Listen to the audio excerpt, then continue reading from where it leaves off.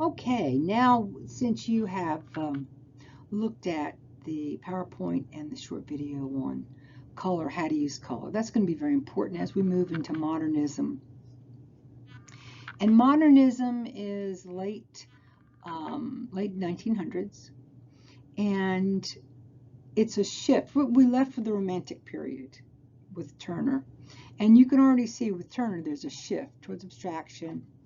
Although he was in the Romantic style and period, shift towards abstraction in his work. He was actually, in my opinion, visionary of things to come.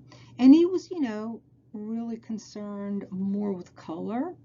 Now, all artists are concerned with color, whether it was obviously Caravaggio, the use of the red, or not so much in the Renaissance, and that's why there were just sort of these dark colors most often in the early Renaissance, because really they were thinking about how to create form after 1,000 years of medieval history, how to create volume and illusion in a painting. So by the time you get to modernism, and we're talking about around 1880, you really do have finally a shift from that Greco-Roman influence.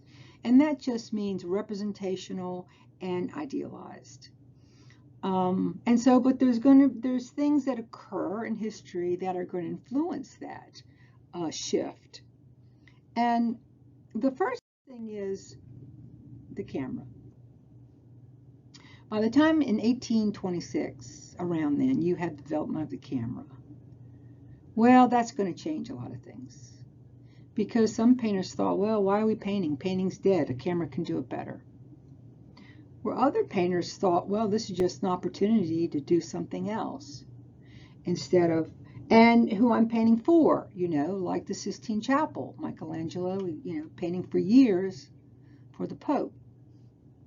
Keep in mind, these artists, the reason these artists, historically important artists, is they're the ones that survived because they had patrons. They had people that were, commissioning them, wealthy people, to create these works within that style. Now, I don't know. I just showed you Napoleon. I don't know who that artist is. That just happens to be a commission. I don't even know who the artist is. But the ones that we're looking at are really, stylistically, they had an influence on the history of art. And what's important here, if you don't understand, is we're going to end with modernism, and the last module, we're going to do contemporary and some non-Western. And I can tell you that understanding what I'm talking about right now in this module, in the West, you'll be able to go anywhere and identify any work of art and see its influences from these styles that I've highlighted.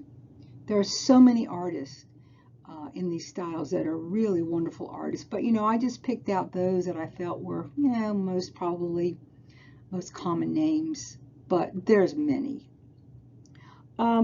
So this is a painting, and it's by Gustave Courbet, Courbet. And we're actually in France here. We're in Paris because this is where these changes are starting to take place. Just like New York City and Berlin now are major art centers, art cultures where change is happening. This is where it was happening. It was in Paris. And so this is a painting by Courbet. And as you can see, there's nothing romantic about this. There's nothing particularly idealized about this. This is just a funeral. There's a hole. Someone's going to be buried. Here's a little boy that's sort of looking around. He's sort of bored being there. And here's a dog wandering in, and a bunch of mourners. And so it's not really colorful because he's not like a colorist like we're going. So why is this important? Well, for us in the arts, it's important because it is realism. It's, we call 1850 19th century realism. And because of the camera, artists were liberated to just really paint what they wanted to. And I mean, you can't compete with the camera, right? So why? So he chose just to paint everyday life, as mundane as it is. And his quote is, "Show me an angel and I'll paint one." And that just simply means that he just wants, and other artists, want to paint everyday life. That's a genre, the genre of everyday life as an artist. Well, that's a big shift from these subjects that are idealized or political or religious. So it's a big shift in Western painting. So you probably know this next group because they come after realism, and this is where it gets particularly interesting. And this is, of course, the Impressionists. And this is by Monet, Claude Monet. You're going to see a lot of times I just refer to these artists by their last names. That's what we do. I'm sorry. It's habit. But you see this? This is a cathedral. And this is in Paris. And because of the camera, the artists can move away from realism. This isn't about the cathedral. He's using it, that is a subject, but the true subject of the painting, because it's abstracted, is light and color. Color. That's why I wanted to wait until we covered color now, because this is the emphasis. So Impressionism, that word, an impression, it is a quick painting. It's an impression of a place during a particular time of day, particular year, in a weather condition. So he's painted this, did a lot of landscapes, Monet, and he painted this cathedral, over and over and over, different times of day, different seasons. Keep in mind, this is probably still a very popular, because it's beautiful, it's pretty, not very challenging. This is a really popular style even today. But I can tell you that it was not even shown. It was, people were horrified that you would paint this way. They couldn't get into shows. Critics were just like, so critical. This is not art, blah, blah, blah. But, of course, it was. So oftentimes you have movements, art movements, and, most people, and I'm saying the general public, but that's not you anymore. In my eyes, you're not the general public anymore. You are educated. Now, you're going to be more educated as we move through contemporary, because I'm telling you, I have some challenging things to share with you. And what I'm saying is this: you have to cross the bridge into the 20th century with me. This stuff we talked about is easy. All that Greek, classical, and the Hellenistic, and all those styles, neoclassical, it's all easy. Art gets challenging because culture gets challenging. And things occur like 2 world wars, major world wars. So that's going to influence what artists are choosing to paint and why they paint or sculpt. So this is Impressionism, very popular, and students, it's about light and color, an element of art, color. And yeah, that's on the on that other PowerPoint on color, I showed you many of his paintings, his interpretations of that cathedral. Now, after Impressionism, Impressionism really was just sort of really hot for like about 5 years, and then you got these post-impressionists. So these are many artists that take that idea about color, about that painting can be about something else besides representationalism, copying nature. And so they take the idea about color. And so you have, it's called post-impressions, where you have a lot of different artists doing different subjects within it. And so it's just characterized by different people, and this, of course, is Vincent van Gogh, that are choosing different subjects and some variations in ways of painting the subject, because they're really dealing with how to evoke emotion instead of realism in a work of art? Well, obviously the Romantic period with Wrath of Medusa, that did evoke emotion. I would say Hellenistic Greek, that evoked emotion with Laocoon or the Dying Gaul. But here you have sort of this idea about just color can evoke emotion. And then you've got, I mean, there's others, Mary Cassatt, Cezanne, Degas, Renoir, I'm just throwing them out there. This is all in France. But, you know, Van Gogh is probably one of the most famous, I would think. You know, so much has been written about Van Gogh, you know, movie about Van Gogh. He did take a little bit of his ear off, okay. But, you know, his biography precedes him. Look, you know, he did sell one painting in his life, and his brother, you know, supported him. Okay. You know, I think the people are more interested in the biography of people or their problems than really what his work is about. And you know what? His work, to me, is really about one thing, and that is, I mean, all these books about him, the emotional effects of color. And Van Gogh had like some emotional problems, and so that were probably clinical. And so in his painting, when he was having a good day, his colors, his paintings of like fields were quite beautiful. And then when he wasn't having such a good day, you know, they could be a little more acidic looking, or just a different tone, a sense of aesthetics depending on his mood. So Vincent van Gogh, you know, there's a lot of things here that we could talk about. Thick application of paint is impasto, and, you know, go on and on. But so those are the he's a post-impressionist, okay? Now, then you have another movement. And this is all before like the 1900s, go into the 1900s. Keep in mind, these styles are still done today, or variations of these styles, and this is Expressionism. This actually is by a Northern European called Edvard Munch. Don't say Munch, it's Edvard Munch. And Expressionism is a style that I like to explain it this way. The Impressionists, it was outward. They're painting the exterior world, what they see of light and color. Now, this is the period of the Industrial Revolution, around 1900s, and people move into cities from farms, and they're away from home, and there's no child labor laws, and, you know, little kids are working in factories. And so Edvard Munch paints this painting, and, you know, it's called The Scream. Very famous painting.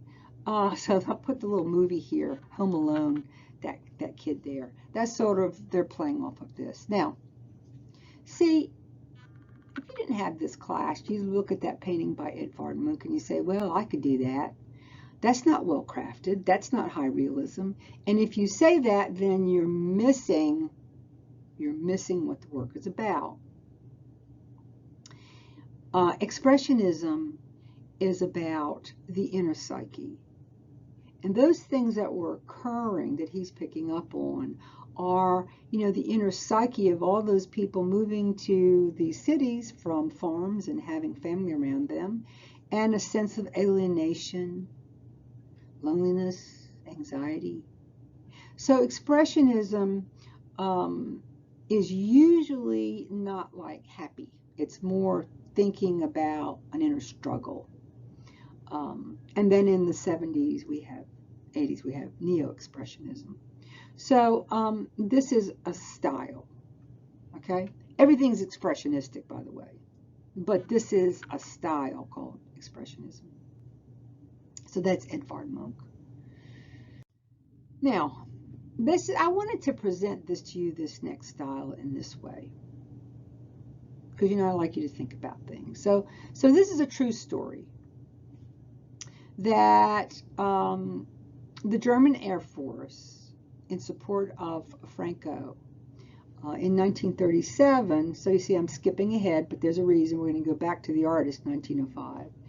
bombs the city. They bombed the city of Guernica, northern Spain, which is a city of no real strategic value, but it's history's first aerial, well, we call it carpet bombing, just saturation of bombs on a civilian population.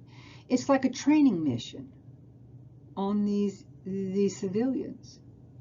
And so they are, because Franco wanted to bring, this is the Spanish Civil War, back to kind of a republic situation. Okay, so for over 3 hours, look, 25 bombers dropped 100,000 pounds of explosive, incendiary bombs on this village, reducing it to rubble.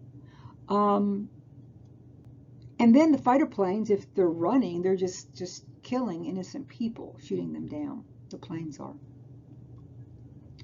So a third of the population was wounded or killed. And, you know, that's a true story. Now, you could paint that in the Romantic style. And it happened in the city of Guernica, by the way. Guernica, Spain. So how would you do a painting of that? You say, well, we could use a Romantic style, like the Raft of the Medusa, which was idealized. Okay? It was idealized, that raft. You don't see anybody eating an arm. You know, nothing gruesome. So here it is, you know, we're in the modern period, and you already see artists are liberated. And so Picasso chooses this subject because he is Spanish. And this top picture is a photograph after the bombing. And the bottom picture is 11 by 25, 23. I thought it was 25 feet. Yeah, 25-foot painting called, title is Guernica, by Picasso. And the style is Cubism. So I'm going to show you this image again. So that's the city. And around 1905, because we're in the 20th century now, you know, Picasso and a couple of his sidekicks are actually very important for developing Cubism for many, many reasons for artists, but I just want to touch upon a couple of reasons here for you and to show you why they thought about Cubism, what influenced them to come up with this idea of Cubism. So this is Guernica, and it is in black and white. This is Picasso's painting about that story of that bombing. And so there you have it. So as you look at that painting, you see he's not using the narrative of realism. It still is referencing, right? But what you see in this painting is, you know, actually a lot of elements of art and design, not so much the figurative, a lot of shapes, a lot of black and white, some texture and flatness, the flat of a shape. But you also see multiple viewpoints, which I'll explain in a minute. So here you have, where is it? There is right there. There's the mother and child. This dead child that this mother is holding in her arms, and the angst in her face, and the angst in this face right here, and then this light is sort of hope, you know. I think that symbolizes hope. And so when you look very carefully at this image, look at this fella, you know. Now, why is there a profile and the eyes are looking at us like this? That's what we call multiple viewpoints. So you see, you really don't need realism, although this is still figurative, it's abstracted, because what this evokes is horror. So this is Cubism, and actually it begins with Picasso but other artists that aren't Cubists, that are post-impressionists, they're collecting. You see this African artifact here? Yeah. Well, this is an ancient African artifact, and all these artifacts, these artists, well, this is during imperialism, when, you know, England was going over, the West was going over and colonizing. And so they were taking all these artifacts back, and these were not in museums, they were actually at that time curio shops, which is insulting, because what's happening here is, let me just do a little political thing, is that, so you're taking something that is actually ritualistic or religious, very symbolic to the African culture, wherever that area came from. So you're taking it out of context, right? Because you don't know what this means, you know, you're European. But they're all over, and so they're in these curio shops, and see the artists see these masks, particularly masks, and see, wait a minute, this isn't representational, but it's powerful. It's very powerful. And you see, this is what happened. The ancient Africans didn't care about representationalism. I mean, some empires they did, but no, because see, they understood the power of design. And if I talked about this, I would say that what is emphasized here, which is obviously line right here, the edge, as well as this linear element. I would say that proportion is important, like this part and then all this to here. I would say that, you know, scale is important, like really small here, eyes, and really small mouth. So, you know, they focused on the elements of art and design to evoke feeling. And so, see, the artists like Picasso, they knew that. And so they moved away. So here you see this African mask in this painting. This is 1905, by the way, by Picasso, The Ladies of Avignon. And, you know, they just want to do multiple viewpoints, which is Egyptian. You see right here? Egyptian, you have a profile, the profile of the face, with the eyes looking at you, as well as when you standard Egyptian, the form, you have the arms in profile, the legs are in profile, but the chest, the torso, and the pelvis is facing outward. And that's because, it's not because they couldn't draw, it's because they came up with a system for depicting the human figure, and you show more movement with the arms and legs to the profile than you do foreshortening when the arm is coming towards you. So that was choices, those were choices they made. And so Picasso is looking at Egyptian art and taking from that what he wants. And then they're looking at these artifacts, African artifacts that are so expressive, and they're bringing that as well.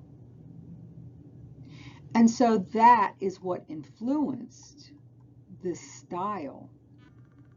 Of course, like I already said, the other thing, I mean, those are direct influence stylistically, but the other thing is we talked about, look, we don't have to do realism anymore. There's a camera. We can explore other ways to communicate a feeling or an idea. And that's what was important at that time. So I call this, you know, Picasso wants to show multiple viewpoints. He wants to show you the bottom of the cup, the front of the cup, the back of the cup, and the top of the cup all at the same time. Very influential for a lot of reasons for in the arts, but those are just some highlights of what happened. Now, this is titled Bicycle Wheel. This is a bicycle wheel mounted on a stool. And this is where, like I said, it's going to continue to get challenging. Like, this is a sculpture, a very famous sculpture. It's 1913. It's called, the style is Dadaism. The most prevalent visual artist is Marcel Duchamp. And Dadaism is really important later. It's important at that time, but I'm not sure so many people got it, but it had a huge impact on art today, which you'll see later. So, you know, this is 1913. This is coming out of these World War, the First World War. War. And it's a philosophical movement that really challenges all those lives lost. And it may be on the next slide, so I may be repeating myself. But that first war, all those lives, you know, artists are really questioning the rationale of why we do what we do to each other. And when you question that rationale, you're not going to perpetuate the ideal. You're not going to perpetuate an old system of making. So it's a philosophical movement. They're challenging everything. They're saying, why are we doing this in culture to each other? Why do we continue to think only things made in bronze have the most value? And who decides what art is anyway? Those are the questions that Duchamp is posing to challenge, really, culture and art history. Things that are perpetuated, canons that are perpetuated. And so, again, this is the Industrial Revolution. There's already a lot of stuff being made where, you know, 200 years earlier, everything was hand carved. Now you have, oh, that's my office light going off. That's why I have this on. This is not for me to be dramatic. So here you have all this stuff. He's asking these questions. And he decides, look, art can be made out of anything. And so he puts that bicycle wheel on that stool. It's a beautiful design anyway. Open form, nice linear. This is radial balance, nice negative space shape here. These are all your terms. Repetition of line.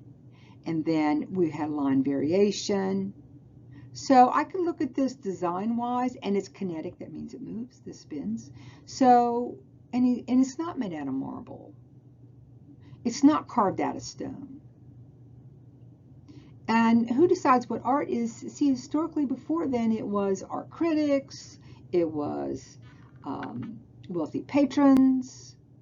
So when you have a style, you know, it has to, or art critics decide, see, there's all those influences. All right, so Dada. This is a leap for you, but you need to understand this. And so now we're really back at the very first PowerPoint. And I said to you, you've come full circle. I said, look, a creative person is open-minded. It's non-judgmental, and this is where it comes in for you. You've got to open your mind to the possibilities that art is about a lot more than you thought it was. It's actually very complex.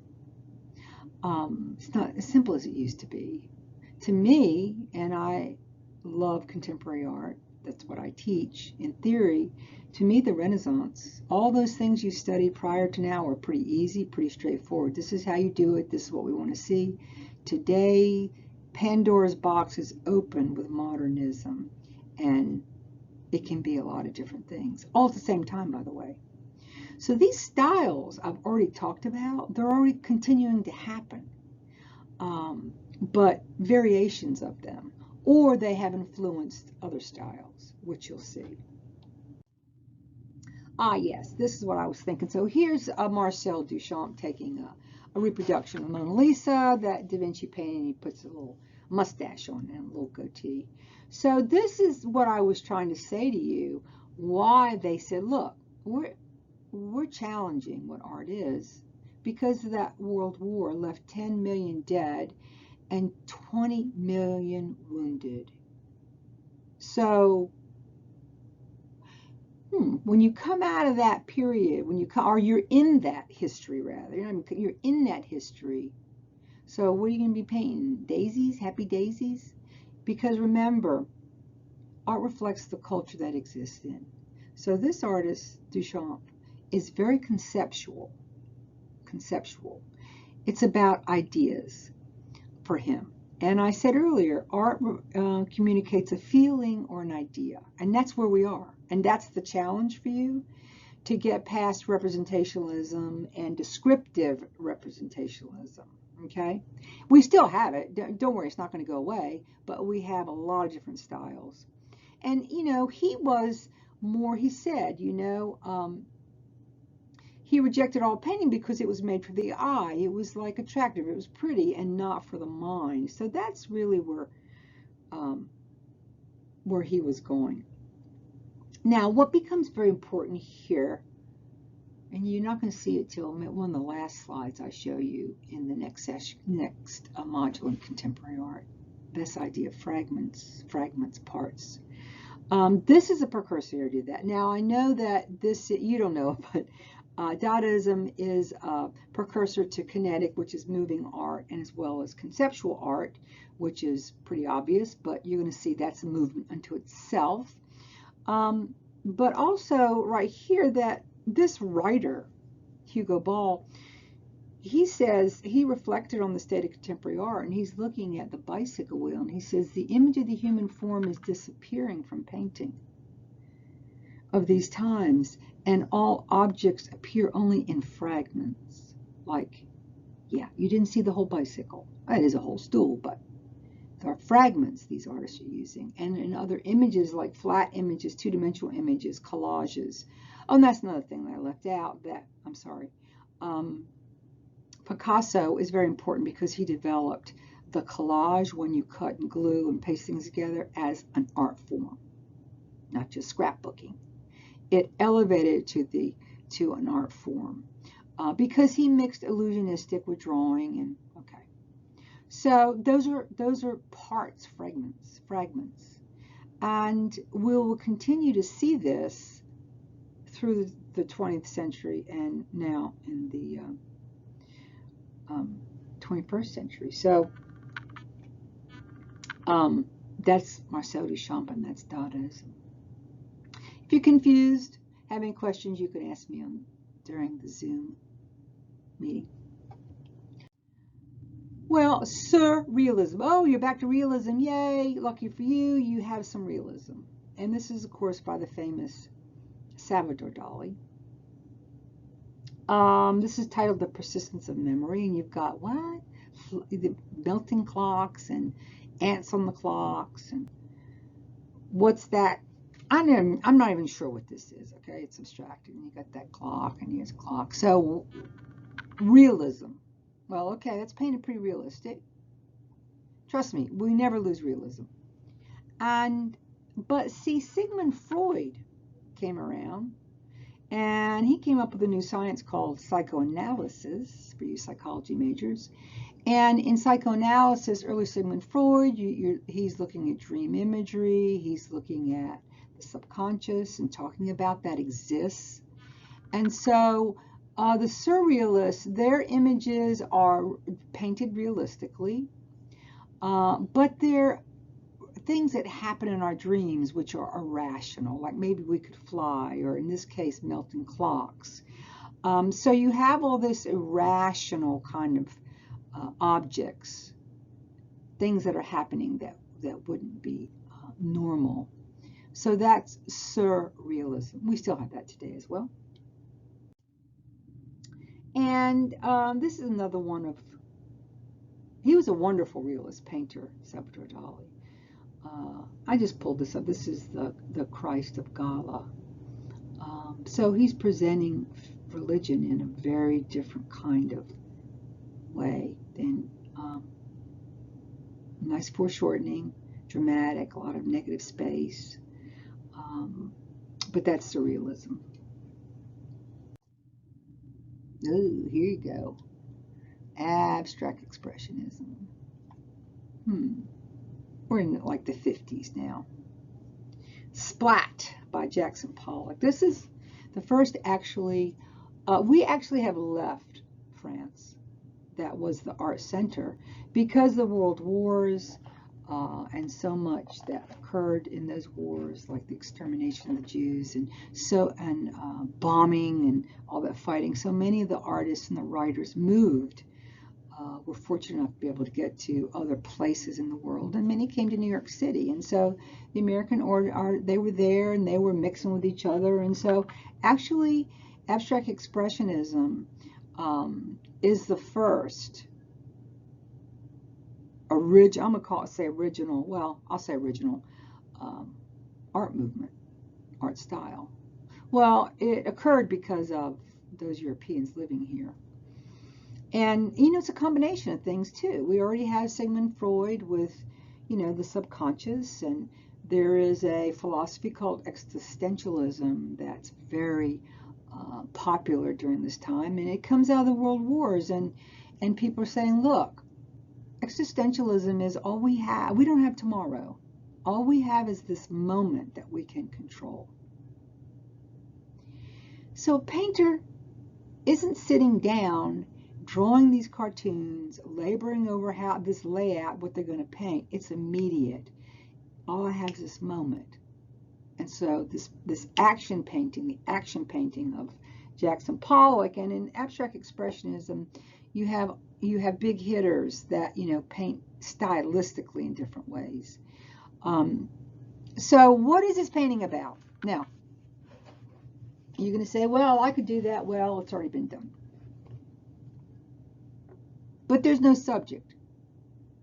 Well, there's no representational subject. That's why it's called non-objective, because this painting is about the act of painting, that mark making, that physical, literally that physical. And I'm going to show you how he paints, because he paints with the canvas lying flat on the floor and he's throwing paint. Okay, why do you need a brush? Dada. Why? Okay, use a brush. Well, he doesn't use a brush. Dada. Normally you should put the paint up on an easel and paint. Dada. No. You see what I'm saying? So artists just changed their ways of working and thinking about how to work, and as well what a painting could be. And so this is the process of painting. Process is very important to us in the arts now. That process, how it can, you know what, no matter what you're doing in process, maybe it's cooking, I don't know. You can stop and realize in a moment, well, I just need this herb. It's not in the recipe, and so you put it in and it tastes really good. That's process. That you are mindful in that moment of the process, that you are open to new ideas or just something you think of. So those are the things that are going to influence abstract expressionism. Just like Impressionism, it was not popular. It had to become understood, because who's going to get that unless you have art critics explaining what this is about? So this is Pollock at work. There he is. There's his working. Still in that paint. He might have a brush, I don't know, or a stick. And he's using the house paint. So that's him working, and the canvas is not upward on an easel like we would normally do it. And I wanted to show you this because you see Pollock's very important. The abstract expressionists are very important. Now you saw an abstract expressionist in the color PowerPoint, and that was Rothko. And he was just about color and meditation, those colors that were floating. He was an abstract expressionist too. So you see a lot of different ways of working. I'm going to show you one more in this PowerPoint. But so you see the scale of this. And you know what, let me just say this. So you're maybe looking at images in your book, you're looking at my PowerPoint, and that's why I put people in front of paintings, because scale is important. So you can be close enough to that painting that you don't see anything peripherally except that painting, that surface. You don't see all this, okay, depending how close you are. So this painting is about the act of painting. So we talk about this then, we don't talk about, well, where's the subject? Well, the subject is not representational. The subject, usually I wanted you to think of subject as, well, this is a person, or this is an apple, and then you have content. Well, this sort of mixes together. Because the subject and content are pretty much the same. It's the act of painting. And it's about line, it's about rhythm, it's about movement. Okay? No reference to nature is non-objective painting. This is one of my favorite painters. He's a figurative abstract expressionist painter. His name is Willem de Kooning. I love his paintings, and he's figurative. And I just wanted to show you this because this is very iconic, this painting. You know, these paintings are worth millions and millions of dollars. Like this Jackson Pollock or this de Kooning, you know, they're probably worth, I don't know. I'm going to guess and say, I don't know, 8 million, 15 million, I don't know, upwards. Yeah. So if it's worth that much and you go, what? Well, you need to ask yourself, what are you not understanding that someone else knows? So I think you have to, if you don't understand a painting that is historically important or that is very popular in galleries, you know what? I'm not saying you have to like it. Maybe you wouldn't hang that in your home, but you need to understand what it's about. Okay. So, and I brought this. I put this up because I just wanted to prove something to you. Because the public is saying, "Man, I could do that." Well, no, you can't. And like I said, if you do, it's been done. But this is a drawing by de Kooning, right there. Pretty illusionistic, pretty realistic, right? This is just an early, you know, when he was probably a student. But he chooses not to paint that way because we've had it for hundreds of years. Instead, since modernism, artists are choosing that art to communicate or be about something else besides describing something that we see every day, like two pictures in a bowl. In? Okay, well done. Okay, now what? Right? All right, you get the point. So, here you have pop art. Now we're in the 60s. Still have pop art. Andy Warhol, you know, he's like a household name. So this is, the title is Campbell's Soup. This is a painting and it's actually silk screened on canvas. Repeat, repeat, repeat, repeat, repetition, repetition, repetition. If I said, what are the elements of art in this? You say repetition, repetition, and color. Red and yellow. So, see, these pop artists are particularly Andy Warhol because they're saying, look,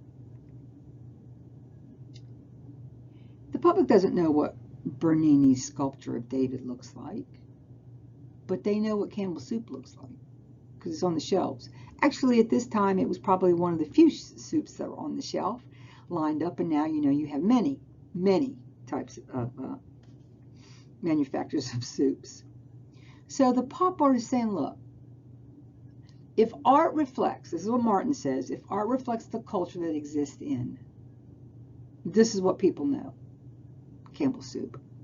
And so the pop artists did iconic images. You'd see Marilyn Monroe, or you would see John F. Kennedy, or Martin Luther King, whoever you knew that was like a star in pop culture.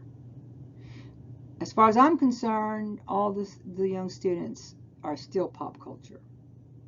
But it's a different image that they're connecting to, like anime and comic books. And there was, I didn't put him in this PowerPoint, but Lichtenstein did comic books.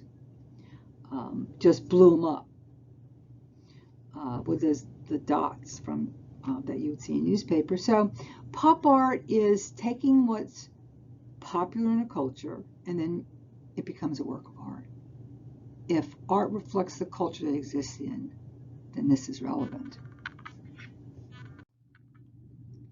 Photorealism. This is a painting, and this is what happens.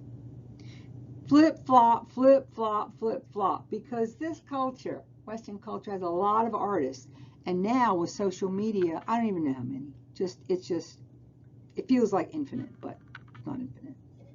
There's just so many. And my students say, well, do you know this artist? No, I don't. There's too many. Because they just go on and click on something. You know, I know sort of what's going on in galleries, but there's still a lot more because there's so much going on. And then it's around the world. So, hey, this is photorealism in the 70s, and we're going to sort of end in the 70s, and then we're going to pick up with the contemporary 80s, 90s to today. And so, you know what? You have abstract expressionism, and you have pop art. There were artists that said, you know what? I miss realism. Because we love realism. I love realism, good realism. So you see the scale of this, and this is by Chuck Close, and the title of this is Frank. And now you have the camera, which they're using as a tool. So he just blows this up, grids it out, blows it up, paints it, cell by cell. And so stylistically, this return to realism, you know, their purpose, though, is what I would call the mundane. It's not emotional. It's intentional. It's just sort of this everyday guy, you know. And also it would be, since it's from a camera, you know, you have your depth of field in a camera, and the nose would be a little out of focus, where if this is in focus. So they just incorporated all that. So it's just the everyday, and that's photorealism. And this is Chuck Close. He is a photorealism style. He is a sculptor. And I just want to show you these. Dwayne Hansen. I love Dwayne Hansen. You know, you go into these, if there's a show of his and you go into it, you'll see a security guard leaning against the wall. You go up and ask a question, and it's a sculpture. So here's like, he's either a painter or he's cleaning windows. And this is this is like 70s, okay? So this one's a little later. But these are like, you know, two, I can't think of the name of this, sightseers, the sightseers. You know, down in Florida, they got their camera bag, now they have cell phones. And, you know, you're just looking up and you're wandering around, you got your shorts on, you got your red, white socks. So these are life-size sculptures. Everyday life. This is not Laocoon. This is not Dying Warrior. This is not Spear Bearer. This is just everyday life. And it is possible because of new media, new material, like named polymers, plastics, polymers. So, you know, this is like plastics, very soft. And you can see he can get super realism in these figures, and that's due to, I call it technology, new material. Now I say, look, thank you, Dada. This is not in bronze. Because Dadaism used a bicycle wheel and a stool. So now you're just using people's clothes and putting them on this sculpture he makes. So that's Dwayne Hansen. I just wanted to share. This is in the 70s. Now, minimalism. We just have several more. This is Donald Judd. And so you look at this and you go, oh, repetition. Proportion is even. What is that? That's minimalism. I love minimalism because that's what you're going to see a lot of commissions in front of banks and stuff. Because, you know, it's not offensive. It's not political. And so minimalism is this, to reduce. Now, again, you know how with the photorealism, we're just sort of separate from it, the mundane. We're not really involved emotionally with that image by Chuck Close. The sculptures, they're realistic, but you know, they're just there. So there's this detachment thing that's happening during the 70s, and minimalism is, look, the artist says, look, I don't want you to see my signature in the way you work. So if you're a clay modeling sculptor, then the way you move your hands, there's something there's a signature. It's like your own signature when you write. So, but they don't want the artist's signature, the artist's hand. So they just send this to a machine shop, and a machinist creates it. And they don't want it to create emotion. It's about reducing a form to the simplest, and being a pleasing, detached design. Mm-hmm. This is going to be important later. Minimalism. That would be a minimalist car, would be a car without a lot of frills. You know, roll-up windows, no power windows.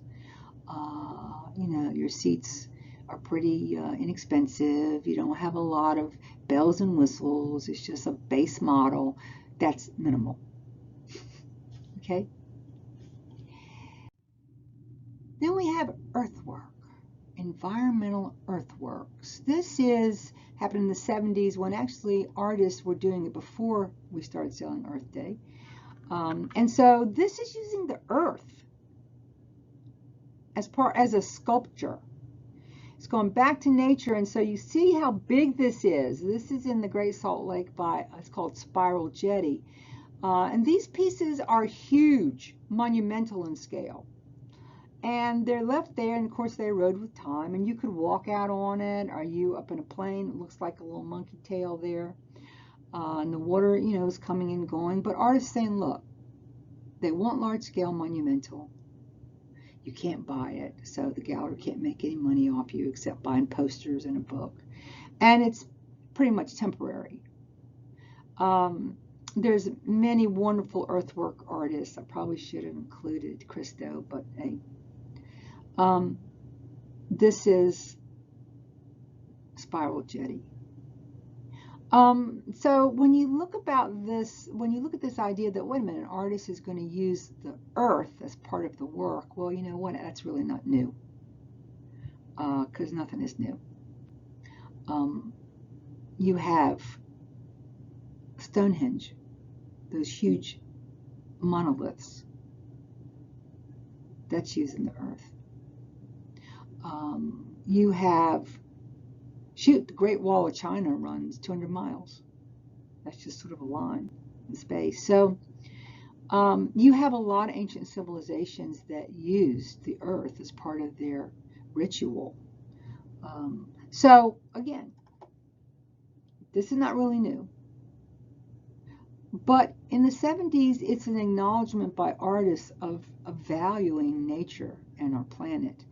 And so then in the 90s, we started celebrating Earth Day, but artists were already doing it.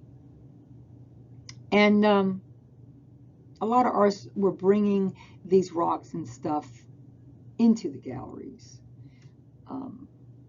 But we're just looking at these styles. And this is the last style that we're going to talk about before I close with one important work of art to show you how this all connects.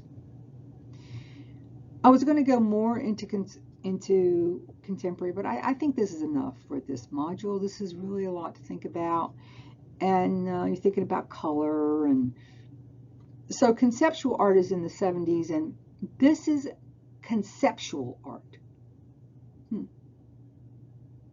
Marcel Duchamp was conceptual with Dada. The title of this is One and Three Chairs. Here is a photograph of a chair. Here is a chair, and here is a definition of a chair from a dictionary. So when you get to conceptual art, you know, you have now the idea, you have, first of all, a semiotics, that's science, and artists are concerned with something very important. It's about perceptions, which is pretty relevant today as well. This is saying, in my words, what is a chair? How do you view a chair? What is the perceived meaning of chair? So I tell my students, okay, if I say cat, in your mind, you think of a black cat, a red cat, a white. No one thinks of the same color cat. That's perception. Well, it could be a lot of things, but you understand what I'm saying. So the artists are challenging meaning. That meaning is connected to perceptions, perceived perception. And so this is what this work is about. Yeah. how we perceive meaning. All right. This is a work of art. This is a monument. This is a Vietnam War Memorial in Washington, D.C. And it was, I think it was built around the 80s. Don't hold me to that. And this monument is very, very, very popular. And the reason it's so popular is because people are moved by it. And this actually is a mix of minimalism, which I just showed you, Donald Judd, the stacked, and earthwork. Because this is cut into the earth like this, and you walk down, and then you walk along this wall, the minimalism of this beautiful black marble, right? And look how clean that is. Just so that cutaway, nice grass, everything's all clean cut, minimal. Walk down. Then why is it so popular? It's because of all those names. Up to date, it's 58,318 lives that were lost during the Vietnam War. And so people are just moved by these names etched into the black marble. Some of them, if it's a relative, they'll actually do rubbings on the name. So minimalism in this is a detached style of reduced to simple forms. It's not about feeling, but then there's all these names, and so people are moved. And so you have this juxtaposition of the unfeeling, but these 58,000 plus are all lives, people that lived and lost their life during this war. So it's a very moving memorial. And I don't know if you know it, but there were actually two. And this is the Vietnam War Memorial. And this is another one that's right near it, but you have to find out where it is, and you have to walk over to it. And you have this. This is a bronze of three fellas, life size. Looks like white, African American, maybe two people of color, and a white guy. So there they are. That is the other war memorial, Vietnam War Memorial. So this one is what the public wanted. And they fought this because they didn't understand Mai Ling. They didn't understand her. She was a student. She was a design student.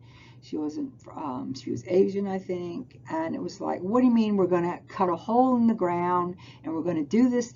And they didn't understand it.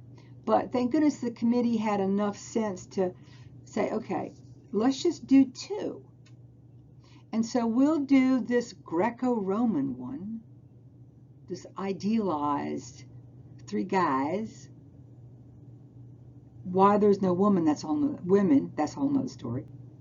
And so there you have it. But this is the one you know. But I don't even know if you've ever seen this. I had to go find it. I mean, this is quite beautiful. But this doesn't move you to tears like this one. And that shows you the power of art, design, and meaning. And that if we had not had modernism, we would continue to make these kind of statues that represent an idea instead of this brilliant conception about in the earth, all these names, the minimalist style. And that is the brilliance of the Vietnam War Memorial. But you did have both. This one's nice too. So you know where I'm coming from. I think that's where I stop. I'm going to go ahead and make a video of this and post it, and that's where this module is going to stop. So it's a lot really for you to, you know, you may want to watch this again. I don't know. It's a lot of information. It's a lot of important information. And I'm just not even scratching the surface. But I think that's enough.